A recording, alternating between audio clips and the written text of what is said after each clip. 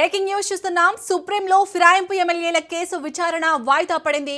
విచారణను 3 వారాలకు వాయిదా వేసింది సుప్రీంకోర్టు. ఎమ్మెల్యేల పిటిషన్లపై స్పీకర్ విచారణ జరుపుతున్నట్టు కోర్టుకు అభిషేక్ సింఘీ తెలిపారు. 3 వారాల సమయం కోరారు. స్పీకర్ పాజిటివ్గా నిర్ణయం తీసుకోవాలని సుప్రీంకోర్టు సూచించింది.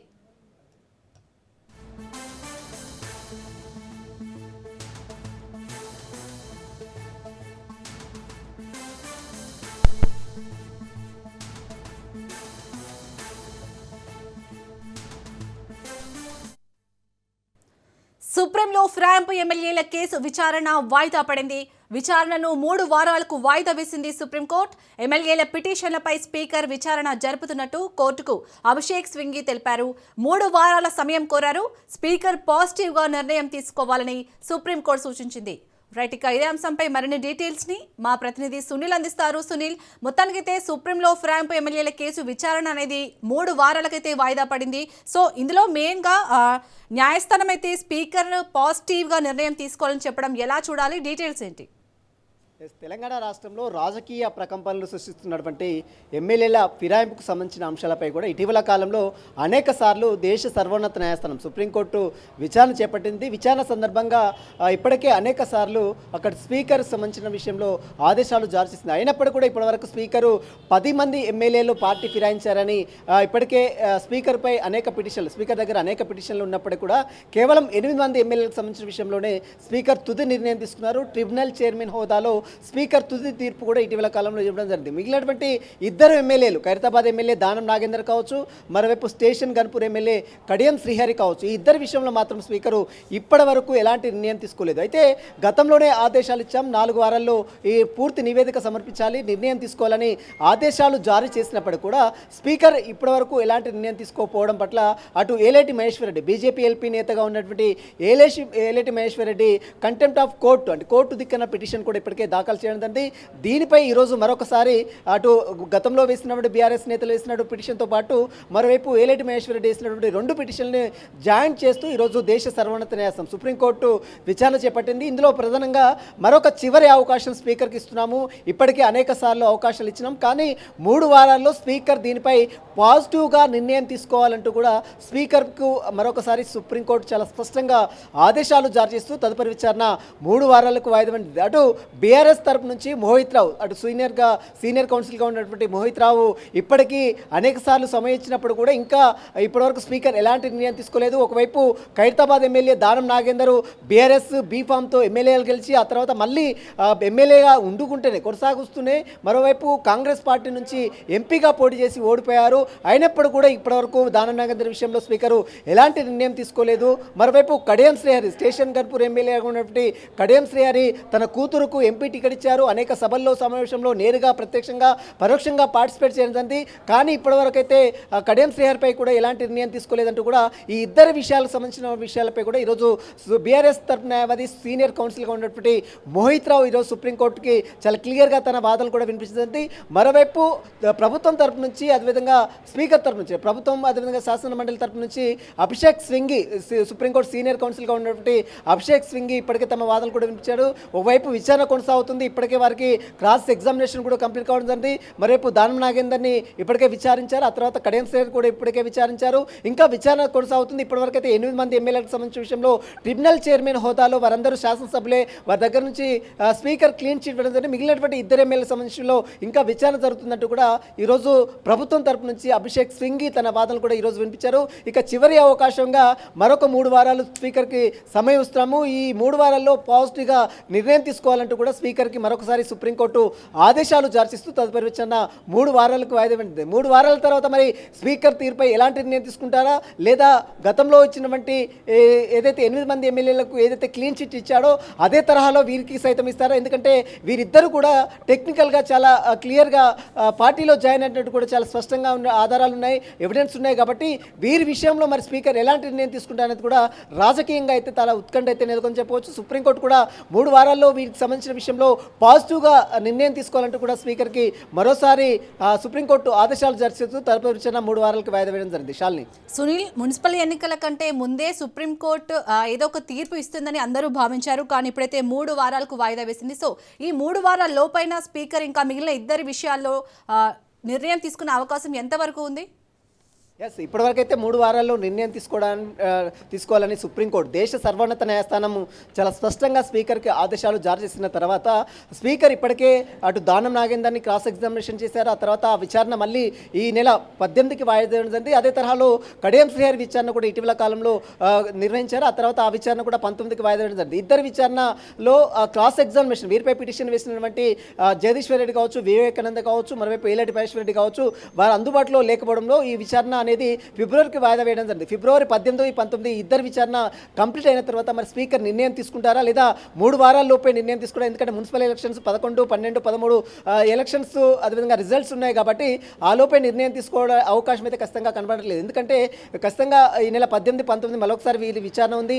ఆ విచారణ కంప్లీట్ అయిన తర్వాత స్పీకర్ వీరిద్దరికి సంబంధించిన విషయంలో నిర్ణయం అయితే తీసుకునే అవకాశం ఉంది. ట్రిబ్యునల్ చైర్మన్ హోదాలో స్పీకర్ ఇప్పటికే 8 మంది ఎమ్మెల్యేలకు క్లీన్ చిట్ ఇవ్వడం జరిగింది. వారందరూ కూడా బీఆర్ఎస్ శాసనసభ్యులే అంటూ కూడా స్పీకర్ వారందరికీ క్లీన్ చిట్ ఇచ్చారు. వారందరూ పై తీర్పు కూడా ప్రకటించిన పరిస్థితి మనం గతంలో చూసాం. ఇప్పటికే బీఆర్ఎస్ నేతలు వారు ఇచ్చినటువంటి తీర్పును సవాల్ చేస్తూ హైకోర్టులో పిటిషన్ దాఖలు చేస్తాం, ఖచ్చితంగా హైకోర్టులో ఖచ్చితంగా ఫైట్ చేస్తాము, ఎందుకంటే మా దగ్గర అన్ని ఆధారాలు ఉన్నాయి. స్పీకర్ ముఖ్యమంత్రి రేవంత్ రెడ్డి ఇచ్చినటువంటి స్క్రిప్ట్ను యథావిధిగా అమలు చేస్తున్నాడు, స్పీకర్ రాజ్యాంగాన్ని త్రుంగలో తొక్కుతున్నాడంటూ కూడా బీఆర్ఎస్ నేతలు, బీఆర్ఎస్ వర్కింగ్ ప్రెసిడెంట్ కేటీఆర్ కావచ్చు, అదేవిధంగా మాజీ మంత్రి హరీష్ రావు కావచ్చు, ఇప్పటికే కొంతమంది ఎమ్మెల్యేలు, మాజీ మంత్రులు కూడా ఆరోపణలు చేస్తున్న పరిస్థితి కనబడుతుంది. మరి ఇప్పుడు దేశ సర్వోన్నత సుప్రీంకోర్టు చాలా క్లియర్గా చివరి అవకాశంగా మరొక 3 వారాలు ఇచ్చింది. ఈ 3 వారాలలోపు నిర్ణయం తీసుకుంటాడా స్పీకర్ లేదా మరొక కొంత సమయం కోరుతారా?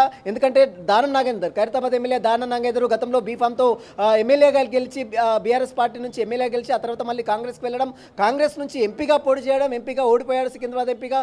ఆ తర్వాత కడియం శ్రీహరి మనం చూసాం, తన కూతురు సంబంధించినటువంటి ఎన్నికల అనేక ప్రచారాల్లో పార్టిసిపేట్ చేయడం జరిగింది. తన కూతురు ఎంపీగా కాంగ్రెస్ పార్టీలో గెలిచినటువంటి పరిస్థితి మనం చూసాం. ఆ తర్వాత ఇప్పుడు వారిద్దరు కూడా ఇంకా మేము బీఆర్ఎస్ పార్టీలోనే ఉన్నాం, బీఆర్ఎస్ మాకు ఎక్కడ కూడా నోటీసులు ఇవ్వలేదు, ఎక్కడ కూడా తమను తొలగించినట్టు ఎక్కడ కూడా తమకు నోటీసులు అందించలేదు అనేది బీఆర్ఎస్ అటు గెలిచినటువంటి దానం నాగేందర్ చెప్తున్నారు. మరి అదే తరహాలో కడియం శ్రీహరి కూడా చెప్తున్నారు. కానీ వీరికి సంబంధించిన విషయంలో మరి స్పీకర్ ఇప్పుడు ఎలాంటి నిర్ణయం తీసుకుంటారు? గతంలో ఇచ్చినటువంటి 8 మంది ఎమ్మెల్యేలకు ఇచ్చినటువంటి ఆదేశాలు, ఆ తీర్పును యథావిధిగా వీరికి సైతం ఇస్తారా లేదా అనేది కూడా మరి కాసేపు అంటే మరికొన్ని రోజుల్లోనే 3 వారాల లోపే తుది నిర్ణయం తీసుకుంటారనేది కూడా క్లారిటీ వచ్చే అవకాశం ఉంది. ఎందుకంటే ఈ నెల 18, 19 తేదీన ఇద్దరికి సంబంధించినటువంటి పిటిషన్లు మరొకసారి స్పీకర్ విచారణ చేపడుతున్నారు కాబట్టి ఆ విచారణలో మరి ఎలాంటి నిర్ణయం తీసుకుంటారు? విచారణ కంప్లీట్ అయిన తర్వాత సుప్రీంకోర్టు ఇచ్చినటువంటి 3 వారాల గడువు లోపే ఈ నిర్ణయం తీసుకుంటారా లేదా అనేది కూడా చూడాల్సింది చెప్పవచ్చు. శాలిని.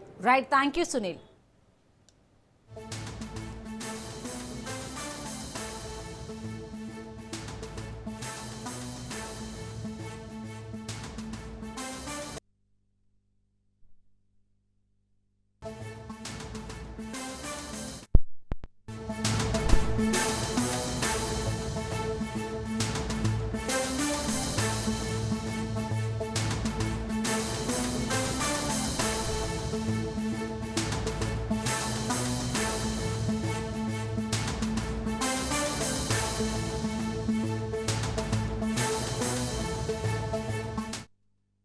శ్రీ సత్యసాయి జిల్లాలో కలకలం రేగింది. కానిస్టేబుల్ పై ఓ క్రిమినల్ కత్తితో దాడి చేశాడు. కానిస్టేబుల్ రవిపై నాగేంద్ర హత్యాయత్నం చేశాడు. పోలీసులపైనే మోస్ట్ వాంటెడ్ క్రిమినల్ నాగేంద్ర దాడికి పాల్పడ్డాడు. అత్త కోడలు గ్యాంగ్ రేప్ కేసులో నాగేంద్ర నిందితుడిగా ఉన్నాడు. నాగేంద్రపై 2 రాష్ట్రాల్లో 90కి పైగా కేసులు నమోదయ్యాయి.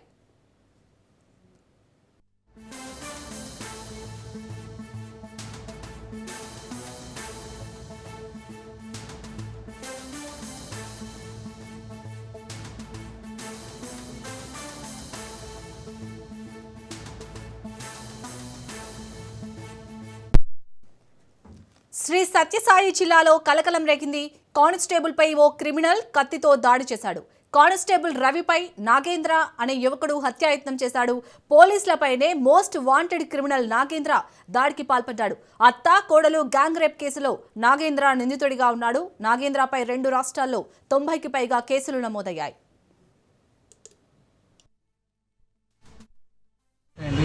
బ్యాడ్ న్యూస్ ఏంటంటే కాబట్టి నాగేంద్ర అనే అతను లాస్ట్ ఇయర్ 2024 అక్టోబర్లో కూడా గ్యాంగ్ రేప్ చేయడం జరిగింది.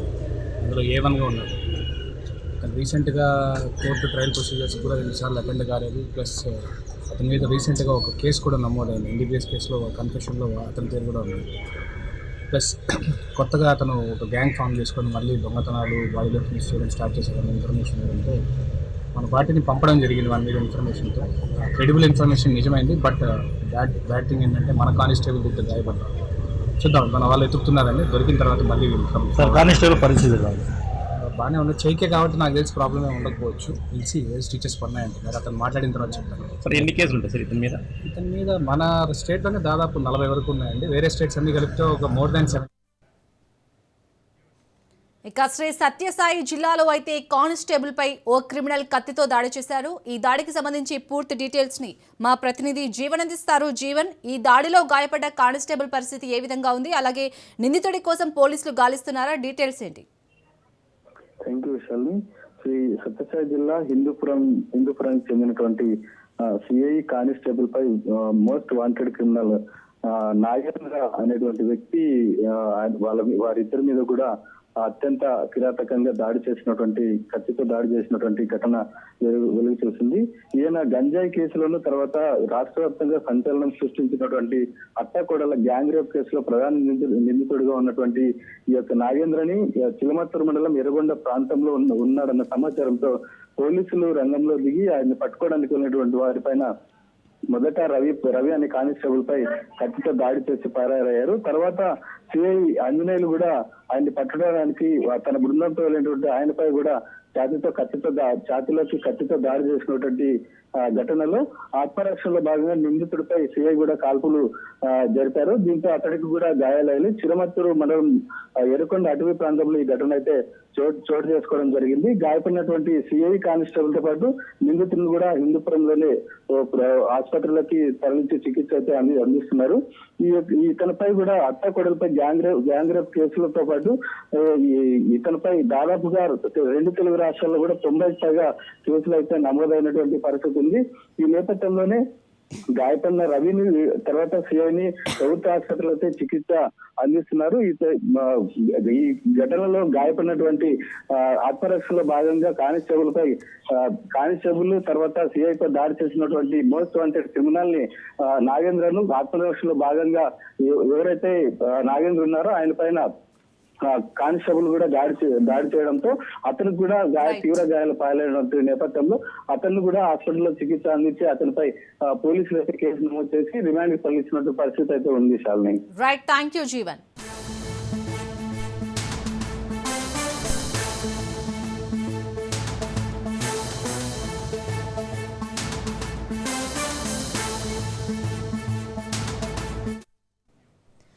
ఎమ్మెల్యే అరవ శ్రీధర్ వ్యవహారం దాదాపు క్లైమాక్స్ చేరింది.